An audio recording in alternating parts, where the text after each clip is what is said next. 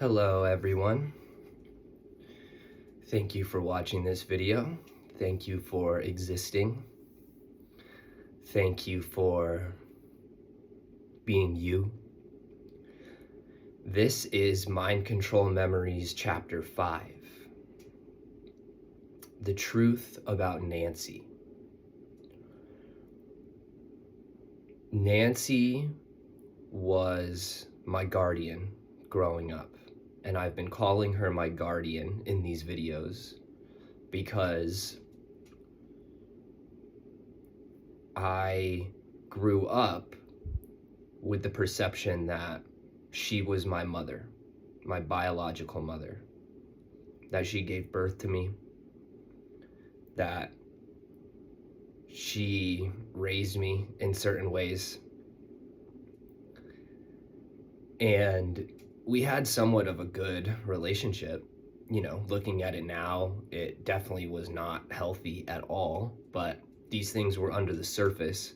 So I was in a place of giving benefit of the doubt, of almost condoning and accepting behavior just because I thought she was my mom. And the first thing that actually came up as a memory, as a revealing of the lie from childhood, this was that Nancy is not my biological mother. And that she is actually my handler, and that she was assigned to me because of the conflict that was happening between my father and the people that he was working for and working against. As in my last videos, the mind control chapters, I've expressed that my father's name was Peter Railsback, and he worked in secret government programs. He worked in secret space programs. He worked in the Looking Glass project. He's worked in technology programs. He was at the core of it. And he died when I was 10 and left. And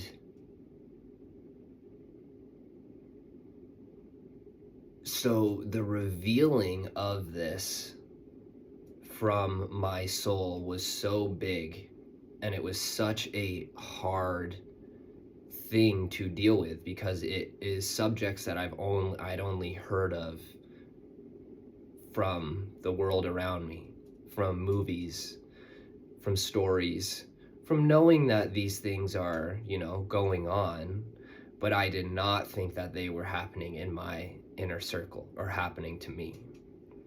And so when the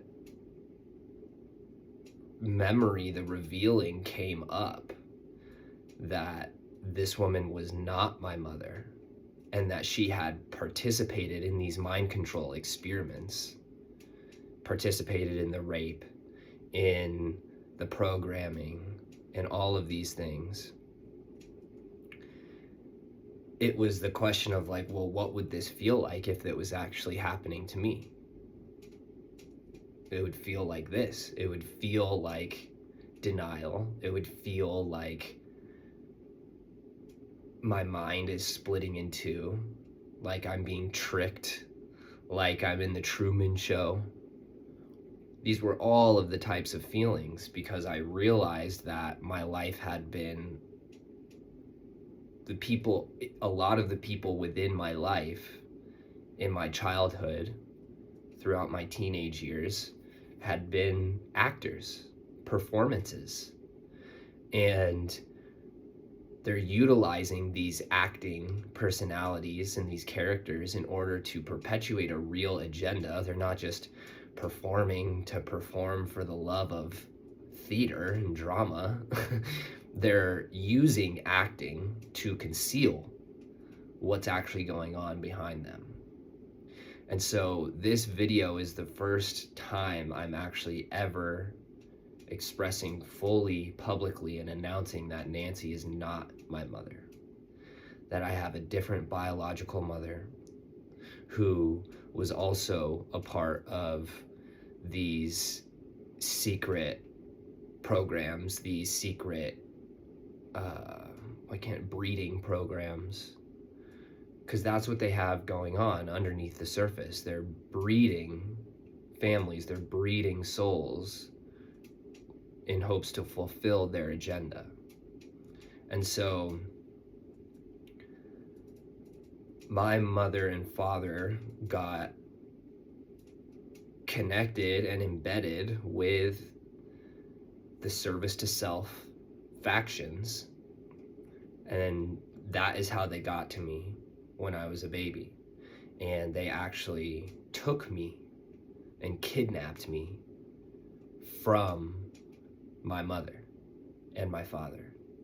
And they've had all of these staged things since then that have supplied me the evidence for the narratives that I was fed in childhood, like pictures of Nancy in the hospital with a baby. That baby definitely was not me when I received the pictures. Like the stories of Nancy's road trip to Alaska, where I was born, because I also wasn't born in Alaska like I was told. That they had a road trip with my grandmother on Nancy's side. I keep doing quotes because she's not actually my grandmother. She's not actually my mother. She's my step family. And they fed all of these narratives about how I came to be through her. And then all of these narratives about things that happened in my childhood that were experiences between her and I, that were actually experiences that were happening in these mind control experiments. For instance, there was a whole thing told to me over and over and over again about how around when I was 6 months old, I had spinal meningitis, or something happened to me. I dropped into a fever, I got really sick, and that Nancy had to take me to the hospital, and that she had to go through the agony of watching me as a baby be kind of bent over and injected into the spine for a spinal tap to see if I had spinal meningitis. And so that was like, but nothing happened from it. And so that's like a narrative, a story, a memory narrative. But come to find out, that was part of the experiments. And I was receiving a spinal tap because they were pulling things out of my spine. They were pulling spinal fluid out of my spine and pulling out a golden oil that we have yet to uncover on the mainstream scientific forefront. And so I can't think of the word, but they extracted essence from me, from my spine, from my brain, and used it in an experiment. And that was an experimentation. And so you can see how the narrative is used as a form of truth and then concealed to fit the parts that they don't want you to see.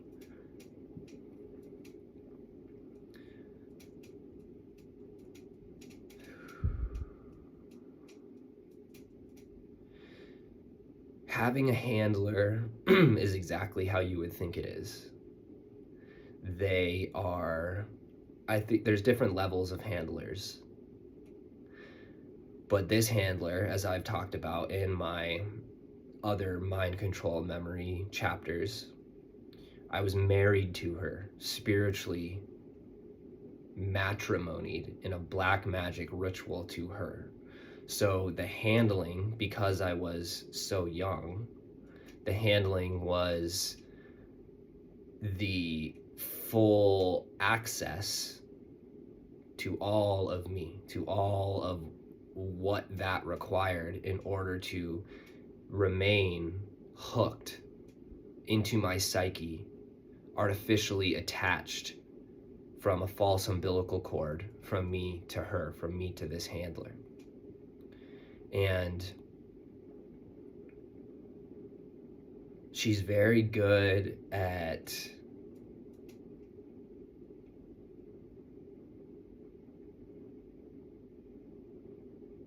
normalizing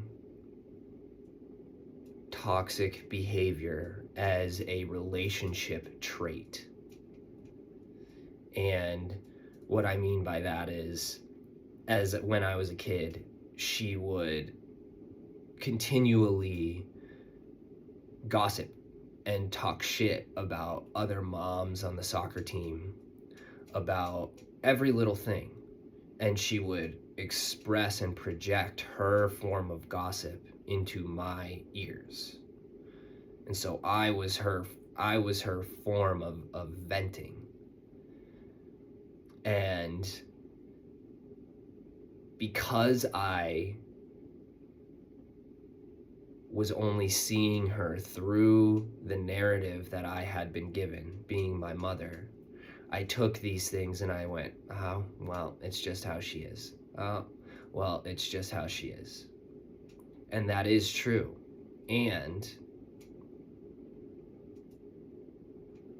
she was utilizing these types of mechanisms to further amplify the attachment combined with the repulsion and attraction, because I developed such a strong sense of repulsion towards her throughout my childhood that just became buried and buried and buried from getting constantly abused from once those direct rapes and experiments stopped. I just continued to create so much resentment and so much rage and so much hatred that was stored in my body towards this woman, towards this being that didn't treat me right. And so at the same time, there was an artificial umbilical cord, artificial hooks that are able to be used to pull me in, to pull my attention, to pull my affection, to pull my love into her, because that's the food, that's the energy they're siphoning from me, is the love, is the attention, is my soul. So as long as I'm continually not addressing these things and giving my love and my attention, then they're siphoning from me. Then they're utilizing me as a power source, utilizing me as food. And so, because I held the narrative that she was my mother, I just accepted that I was going to have to be a certain way towards her. And that way was what I was programmed to be as a child, programmed to be the child therapist, the child lover, the child husband, all of these things, the child object. And so I continued that program until I started questioning what her intentions were for me. And I started questioning her intentions before I actually found out what was happening. And I had already started moving into a space of realizing that because I started questioning, does she actually care about me the way that she says that she does? I was shown that she didn't, and I was shown things that were answering my question. And then the big answer came. Then the big why came. And that was the thing that set me down the whole path of investigation, of understanding this, and of eventually confronting her, because I have confronted her about the abuse, about the experiments, about her participation, about her raping me, and I have cut her out of my life. And so I was waiting to do that until I had a sturdy ground on what was happening, on who she was, on how clear my memories were, that I wasn't receiving more false memories, that I wasn't coming to it from a place of revenge and vengeance and bottled up rage and hatred,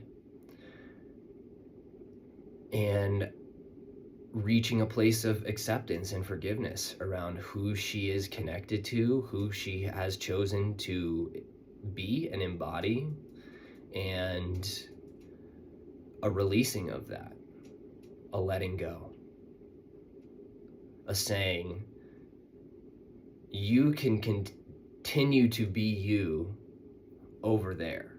Don't come over here. You're not welcome in this space, in my space.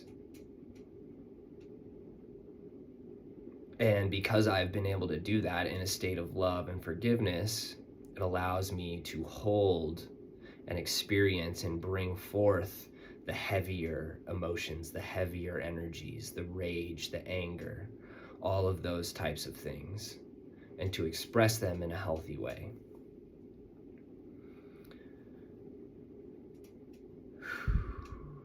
Thank you for listening. Thank you for receiving. And remember, the darkness only has a hold over you if it convinces you it does.